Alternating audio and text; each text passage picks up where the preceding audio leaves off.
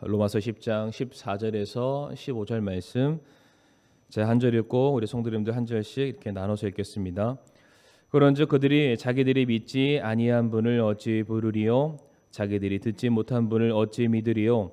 선포자가 없이 어찌 들으리요? 그들이 어찌 선포하리요? 이것은 기록된 바 화평의 복음을 선포하며 좋은 일들의 반가운 소식을 가져오는 자들의 발이 어찌 그리 아름다운가 함과 같으니라. 아멘. 말씀에 함께 기도하겠습니다. 고마우신 주님 감사를 드립니다. 이 시간 저희들 구원받은 하나님의 자녀로서 하나님께 마땅히 올려드려야 될 이 예배의 자리에 나오게 되었습니다. 무엇보다 이 시간 저희들의 마음을 드리길 원하고 우리들의 모든 것을 주님 앞에 온전히 저희들이 내어드리기를 원합니다.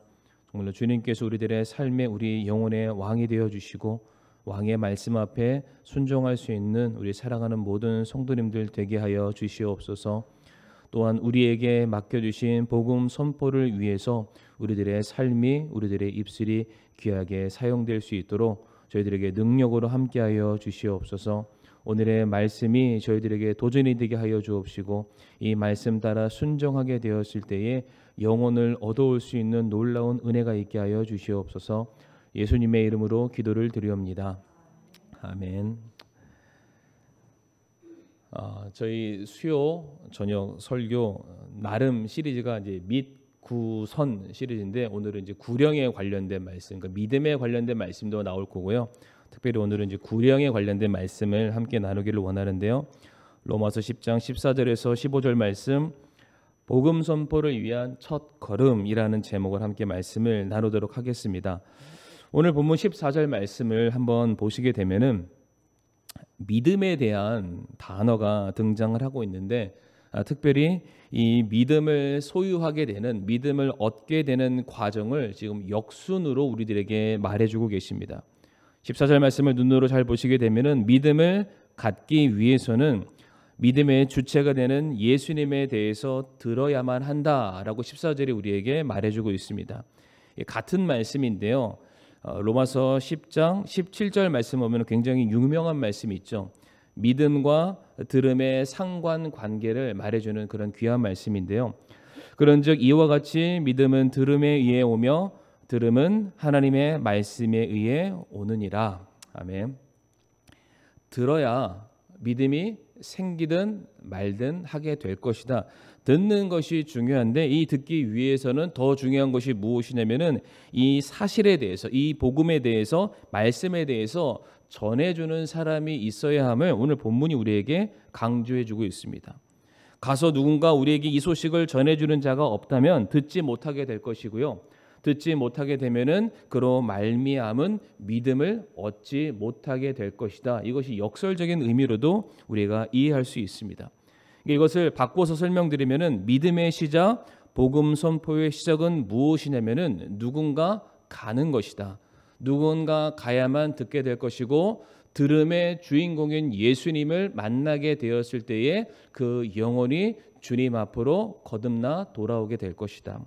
그래서 이어지는 15절 말씀에서도 계속해서 무엇을 우리에게 말해주고 있습니까?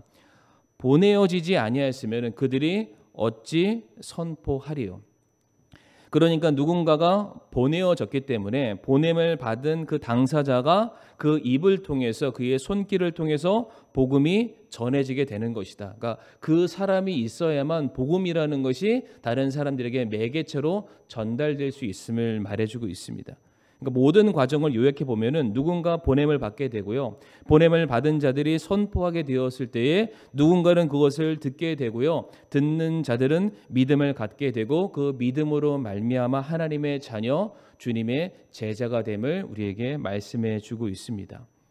그래서 오늘 본문 15절 말씀 보게 되면은 보냄을 받은 자들의 발이 아름답다라고 우리에게 소개해 주고 있습니다. 왜 보냄을 받은 자들의 발이 아름다울까요? 그들의 입이 아름다워야 될 텐데, 그들의 행실이 아름다워야 될 텐데 오늘 본문은 그들의 발이 아름답다. 왜 그럴까요? 그들이 누군가에게 찾아가서 복음을, 생명의 말씀을 선포해 주기 때문입니다. 그러니까 말씀이 누군가에게 전달되는 것이 참 중요함을 우리에게 가르쳐 주고 있습니다. 특별히 말씀의 능력에 대한 강조의 말씀이죠. 히브리서 4장 12절 말씀, 우리 성도님들 잘 아실 텐데 한 번 더 읽어볼까요? 시작. 권능이 있으며 양날 달린 어떤 검보다도 예리하여 혼과 영과 및 관절과 골수를 찔러 둘로 나누기까지 하고 또 마음의 생각과 의도를 분별하시는 분이시니 아멘. 하나님의 말씀에는 생명이 있음을 가르쳐주고 있죠.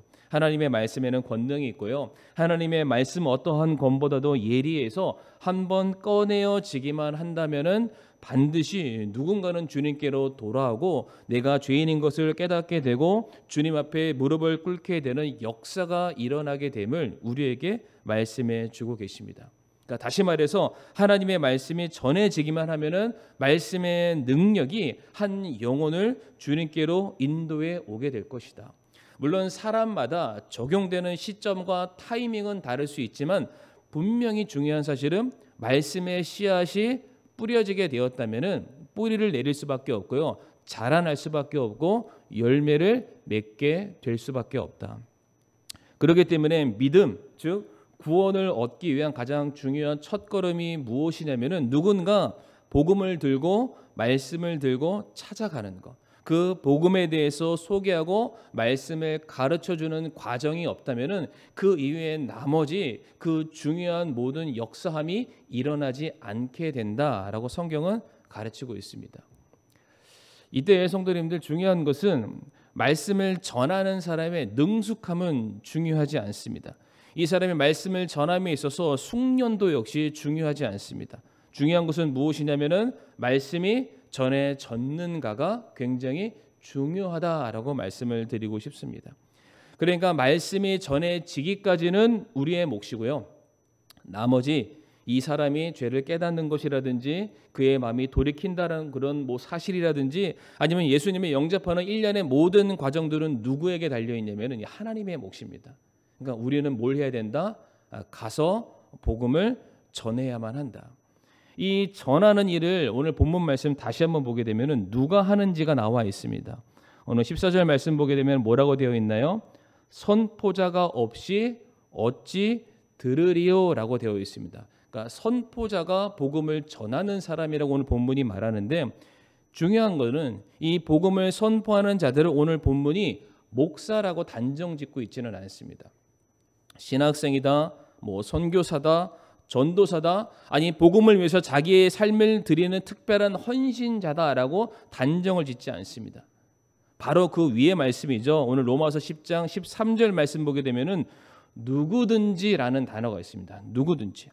인종이나 가문이나 학벌이나 재산의 유무나 모든 자격과 조건을 떠나서 누구든지 주의 이름을 부르는 자는 구원을 받고 하나님의 자녀가 될 수가 있습니다.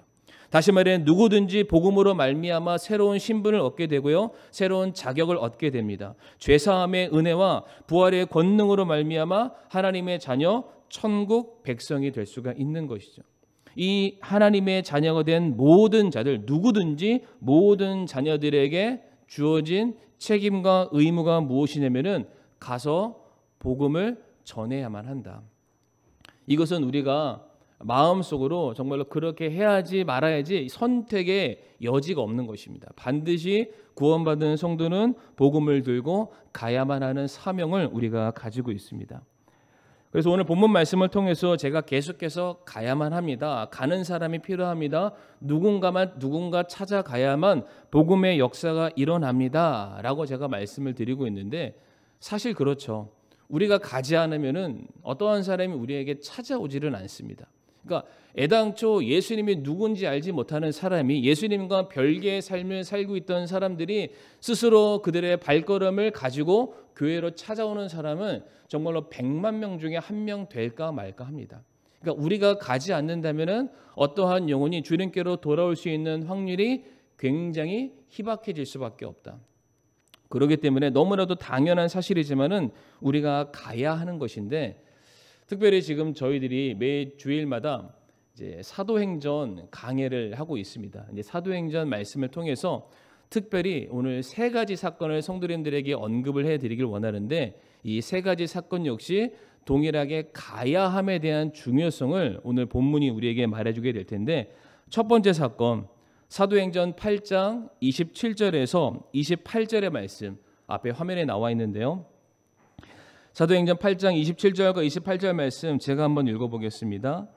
그가 일어나 가는데 보라, 에디오피아 사람 곧 에디오피아 사람들의 여왕 간다게 밑에서 그녀의 모든 국고를 맡아 큰 권세를 가진 내시가 경배하러 예루살렘에 왔다가 돌아가면서 자기 병거에 앉아 대언자 이사야의 글을 읽더라라고 되어 있습니다.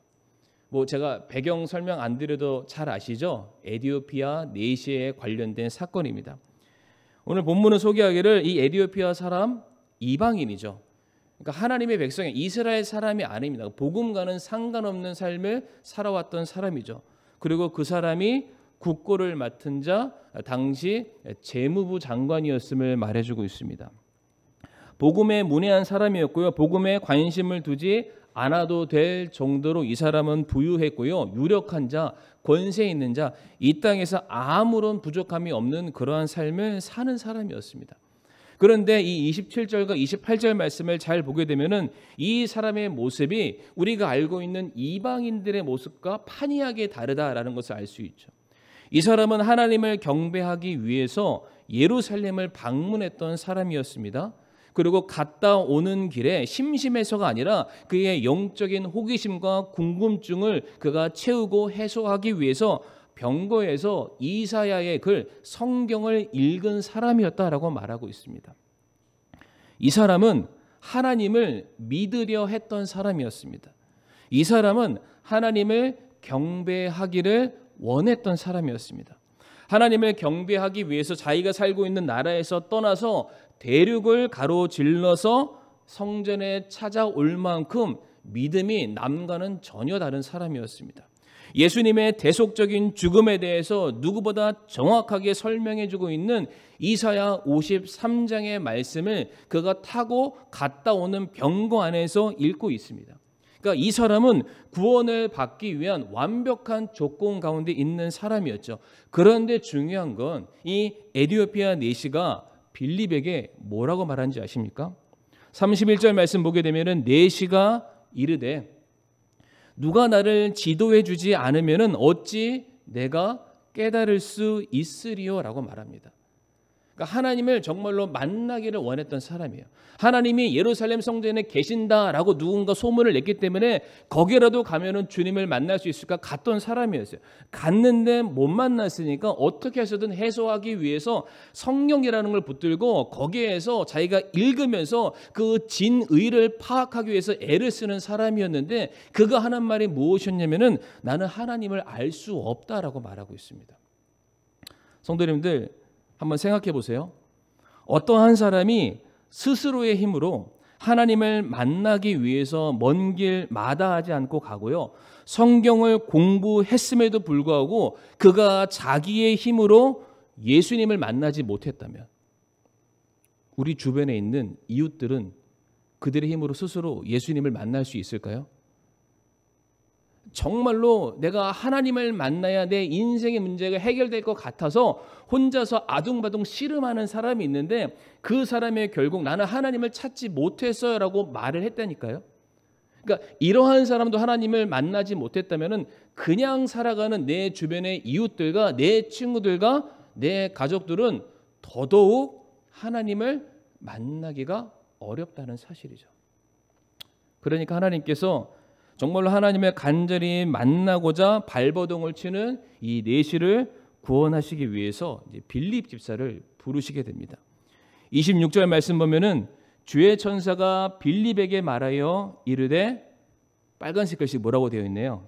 일어나 남쪽으로 가서 예루살렘에서 가자로 내려가는 길로 가라. 이 빨간색 글씨는 읽어주시면 참 좋을 것 같아요. 일어나 어떻게 해요? 가라. 성도님 꼭 그 밑줄 한번 꼭 한번 쳐주시길 바랍니다. 에디오피아 내시는 하나님을 알기를 원했지만은 스스로의 힘으로는 하나님을 알 수가 없었습니다. 그는 하나님을 경배하기를 원했지만은 그는 참된 예배를 드릴 수가 없었습니다. 그는 성지 순례를 하고 성경을 읽었지만은 그렇다고 해서 그 행위 자체가 예수님 안에 연합되는 삶이었느냐?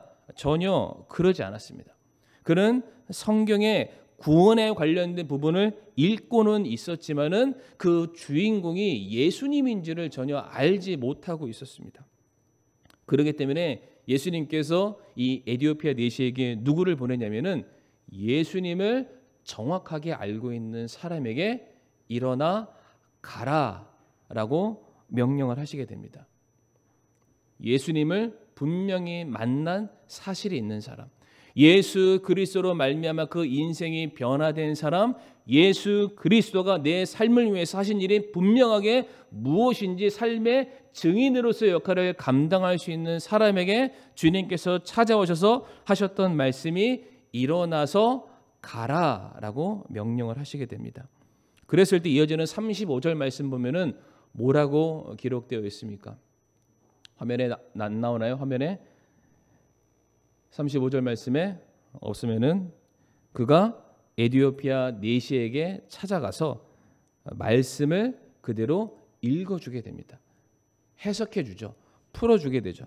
그랬을 때에 예수님을 알지 못했던 에디오피아 내시가 우리를 위해서 고난을 받았던 바로 그 어린 양이 예수님이시구나 알게 됩니다.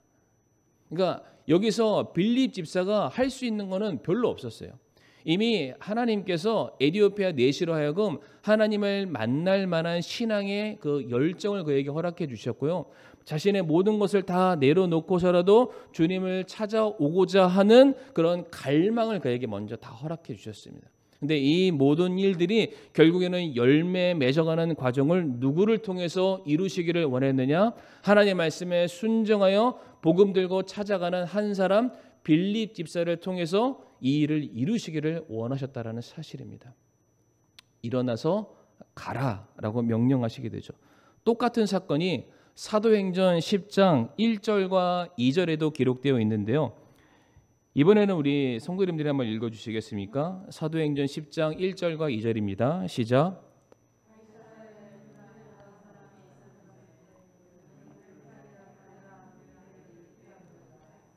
그는 독실한 사람이요 자기의 온 집과 함께 하나님을 두려워하는 사람으로 백성에게 구제물을 많이 주고 항상 하나님께 기도하더라. 아멘.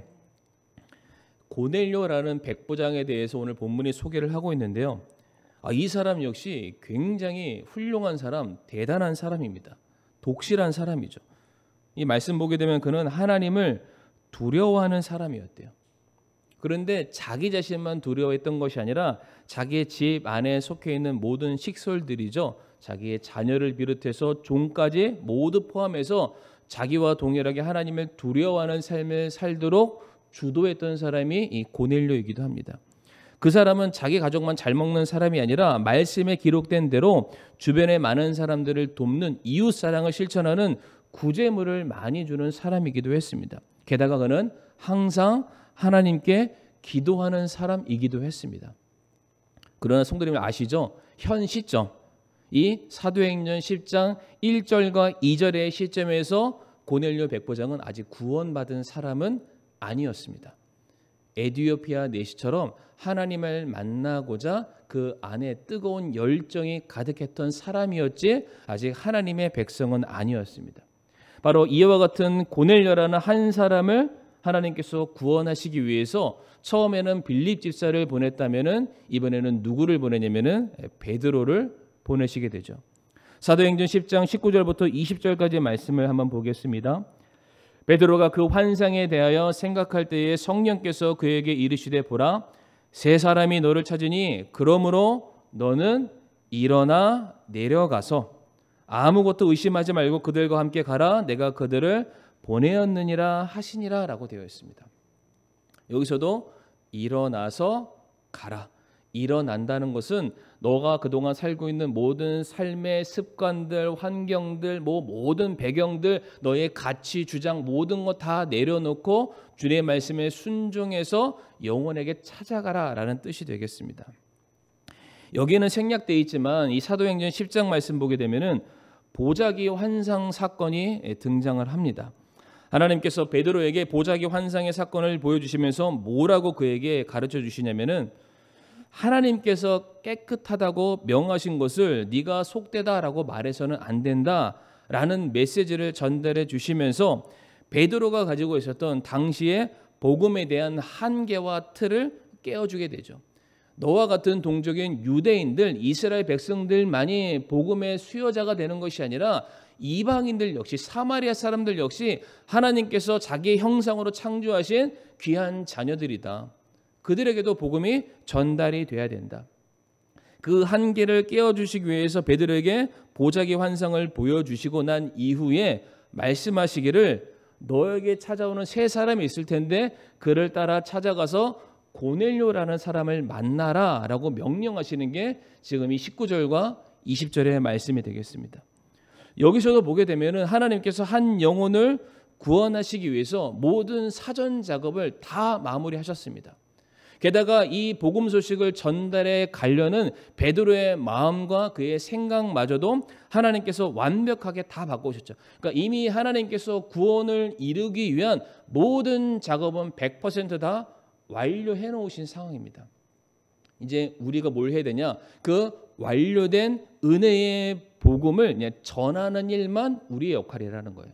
하나님이 다 해놓으신 십자가의 놀라우신 은혜의 복음이 당신에게 오늘 주어졌습니다. 아니, 그것을 믿는 모든 사람들은 구원받아 하나님의 자녀가 될 수 있습니다. 이 한마디를 전하기 위해서 주님이 베드로에게 말씀하시기를 일어나 가라라고 명령을 하시게 되죠. 그래서 20절 말씀에 빨간색 글씨 되어 있죠. 일어나 가라. 빌립에게 주셨던 그 말씀과 동일한 명령을 주시게 되는데 이에 이어지는 사도행전 10장 23절 말씀 보게 되면은 베드로가 어떻게 반응합니까? 이에 베드로가 그들을 불러들여 묻게 하고 이튿날 그들과 함께 떠나니 욥바에서 온 어떤 형제들도 그와 함께 가니라라고 되어 있습니다. 그러니까 아침에 환상 가운데 누워 있었잖아요, 베드로가요. 갔다는 얘기는 누워 있던 자리에서 일어나서 그들과 함께 갔다. 그가 가지고 있었던 그 이방인들을 향한 모든 편견을 다 주님의 명령 앞에 순종함으로 내려놓고 말씀에 따라서 갔다, 영혼을 찾아갔다라고 되어 있습니다.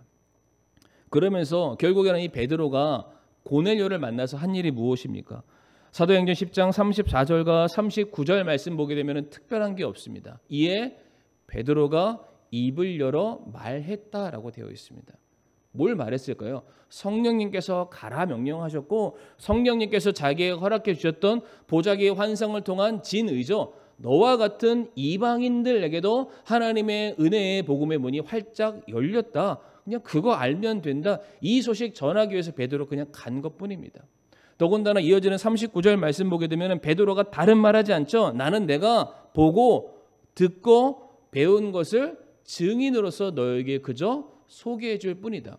증인은 그 사건의 주인공은 아니잖아요. 그것을 본 사람이죠. 그냥 본 것을 전달해 주는 역할을 베드로가 했다라는 것이죠. 그랬을 때 어떻게 됩니까? 이어지는 사도행전 10장 48절 말씀 보게 되면은 그들에게 명령하여 주의 이름으로 침례를 받게 하니라. 에디오피아 내시도 빌립 집사를 만나게 되었을 때에 예수님을 알게 되었고 지나가는 길에 물이 보였을 때 저기 물이 있으니까 내가 침례를 받음에 있어서 무슨 문제가 있겠습니까? 내가 주님 앞에 굴복하겠다라는 겁니다. 마찬가지로 이 고넬료 역시 신실하고 독실하고 주님을 두려워하는 사람이었지만은 정작 그가 하는 모든 행위에 참된 주인이신 예수님은 알지 못했어요. 그런데 베드로를 통해서 예수님을 알게 되었고요. 그 자리에서 침례 받음으로 말미암아 예수님 안으로 연합하게 됩니다. 그러니까 진짜 예수님을 아는 자 그리스도인으로서 그의 삶이 변화가 된 것입니다. 앞에 있는 에디오피아 내시 오늘 본문의 고넬료 약간 비슷하죠. 둘 다 간절하게 하나님을 찾기를 원했고요. 그들의 삶에 이렇게 하면 하나님 만날 수 있을까? 모든 시도와 노력을 다 했던 사람이었습니다. 그런데 결과는 그들이 진정한 그리스도인, 복음의 핵심이 무엇인지를 아는 자를 만나기 전까지는 그들은 아직 구원받지 못했다라는 것이죠.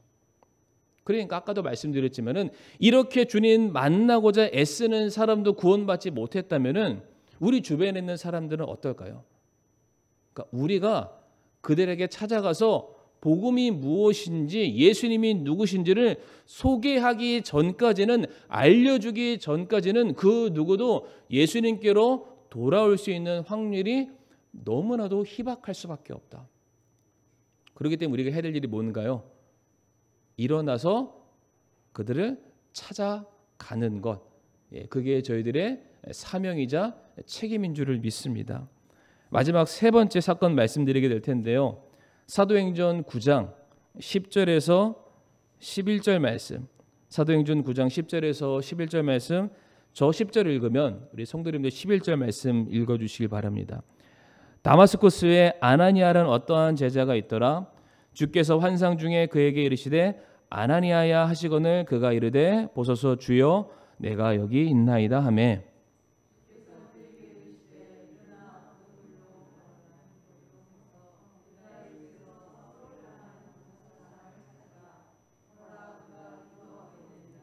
아멘. 지금 이 아나니아가 사울을 만나러 가는 그런 과정인 것은 잘 아시죠? 그 다마스커스 다메섹 도상에서 빛 가운데 영광 중에 오신 주님을 사울이 만나 그의 눈이 멀게 되었을 때에 주님께서 그 사울의 멀었던 눈을 띄워주시기 위해서 아나니아라는 제자를 보내시는 사건입니다. 바로 그 말씀이 사도행전 이 9장 10절과 11절의 말씀인데, 이때 아나니아가 사울을 찾아가지 않아도 되는 충분한 이유가 있죠. 13절과 14절 말씀 보게 되면 아나니아가 응답하여 주여 이 사람에 대해 내가 많은 사람들에게 들었는데 그가 예루살렘에서 주의 성도들에게 많은 악을 행하였다 하더이다. 여기서도 그가 주의 이름을 부르는 모든 사람을 결박할 권한을 수 제사장들에게서 받았나이다 하니라라고 되어 있습니다.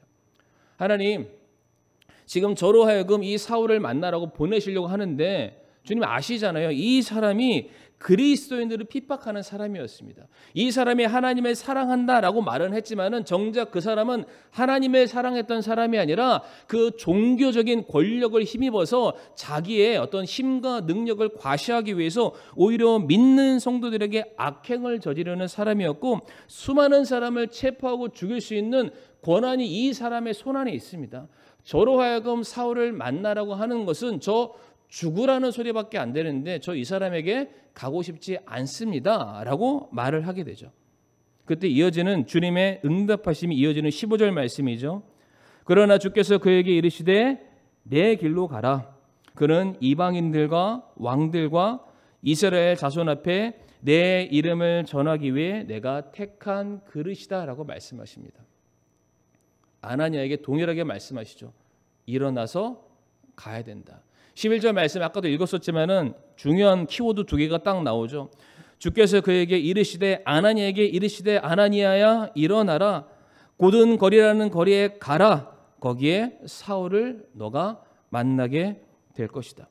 아나니아야 네 눈에 사울이 어떻게 보이든 어떻게 불림을 받든 어떻게 네가 인식하고 있는 것은 전혀 중요한 것이 아니다. 내가 그를 택했고 내가 그를 통해서 내 이름을 온 천하에 드러내게 될 것이다. 이 말씀 앞에 아나니아가 어떻게 반응하게 되냐면은 이어지는 17절 말씀 보게 되면은 아나니아가 자기 길로 갔다라고 되어 있습니다. 여기서 중요한 게 자기 길입니다. 자기 길. 이것을 드디어 자기의 사명으로 받아들였다는 거예요. 바로 앞에 13절과 14절에서는 그거는 주님의 일이지 제 일은 아니에요. 저는 사울에게 가기를 원치 않아요. 주님의 길, 자기의 길을 양분화시켰는데 이제 주님의 명령에 순종해서 주님의 길을 나의 길이라고 인식하고 사울에게 찾아가게 됩니다. 아나니아가 주님의 말씀에 순종해서 사울을 만나게 되었을 때에 사울의 삶이 완전하게 변화를 받게 됩니다. 한 영혼이 구원받게 되었고요. 그 영혼이 이제 주님의 이름과 영광을 위해서 일평생을 바치는 일꾼으로서 변하게 되었고요. 그 일꾼된 사울로 말미암아 더 많은 영혼들이 주님께로 돌아오는 놀라운 역사가 일어나게 되었습니다. 이제 말씀을 마무리할 텐데 오늘 중요한 포인트, 오늘 본문 로마서 10장 14절과 15절 말씀, 우리가 누군가 주의 복음 들고 갈 때, 누군가에게 찾아갔을 때에 그 소식을 전달하게 되었을 때에 역사하는 능력이 일어나게 된다. 그래서 이 사도행전 이 세 가지 사건을 통해서 모두가 한결같이 주님의 명령에 순종해서 그들이 일어나 찾아가게 되었을 때에 영혼들이 주님께로 돌아오는 역사를 우리가 반드시 기억하기를 원합니다. 우리가 복음을 전할 때에 사실은 전도지를 계속해서 나눠주고 있지만 전도지의 상당수는 길거리에 버려지거나 쓰레기통에 처박혀지는 경우들이 훨씬 더 많이 있습니다. 우리가 집집마다 찾아다니며 복음을 증거하려 하지만은 문전박대를 당할 때가 훨씬 더 많이 있습니다. 우리가 수천 명, 수만 명의 사람들에게 복음을 전한다 할지라도 복음을 듣고 주님께로 돌아오는 사람은 정말로 0.0000%에 불과하다는 것을 잘 알고 있습니다. 우리가 주변에 사랑하는 내 가족들과 친지들에게 계속해서 수년, 수십 년 복음을 전하고 있음에도 불구하고 그들이 아직까지 주님께로 돌아올 기미는 전혀 보이지 않고 있습니다. 그런데 중요한 것은 그럼에도 불구하고 주님께서 오늘 우리에게 명령하신 것은 무엇이냐면은 일어나서 가라. 우리가 그 첫 걸음을 떼는 것이 굉장히 중요함을 오늘 말씀을 통해서 우리에게 가르쳐 주고 계십니다. 우리가 그렇게 갔을 때에 열매를 거두게 될 것이다. 이미 그 영혼이 주님께로 돌아올 수 있는 모든 사전 작업은 이미 주님이 다 하셨습니다. 그 영혼이 자신이 죄인임을 온전하게 깨닫고 주님께로 돌아오는 길에 있어서 저와 사랑하는 성도님들이 쓰임 받을 수 있는 그런 기회가 있기를 간절히 바랍니다. 우리가 마가복음 16장 15절 말씀 읽고 말씀을 마치도록 하겠습니다. 마가복음 16장 15절의 말씀 같이 읽겠습니다. 시작. 그분께서 그들에게 이르시되 너희는 온 세상에 가서 모든 창조물에게 복음을 선포하라. 아멘. 영혼을 주시는 분도 하나님이시고요. 영혼의 마음을 움직이시는 분도 하나님이시고 영혼을 향해서 전파해야 될, 선포해야 될 말씀을 주시는 분도 하나님이십니다. 다만 우리는 그것을 가지고 일어나 가게 되었을 때에 그렇게 찾아가게 되면은 놀라운 구령의 역사를 우리가 다 같이 체험하게 될 그날이 있음을 우리가 소망할 수 있기를 바라겠습니다. 이 시간 다 함께 머리 숙여서 오늘 말씀 놓고서 함께 기도하도록 하겠습니다. 오늘 말씀처럼 제가 빌립과 베드로, 아나니아와 같이 주님의 말씀에 순종함으로 복음 들고 나아갔을 때에 천하보다 귀한 영혼을 주님께로 인도해 오는 일에 저의 삶이 귀하게 사용될 수 있도록 도와주세요라고 이 시간 함께 머리 숙여 기도하도록 하겠습니다.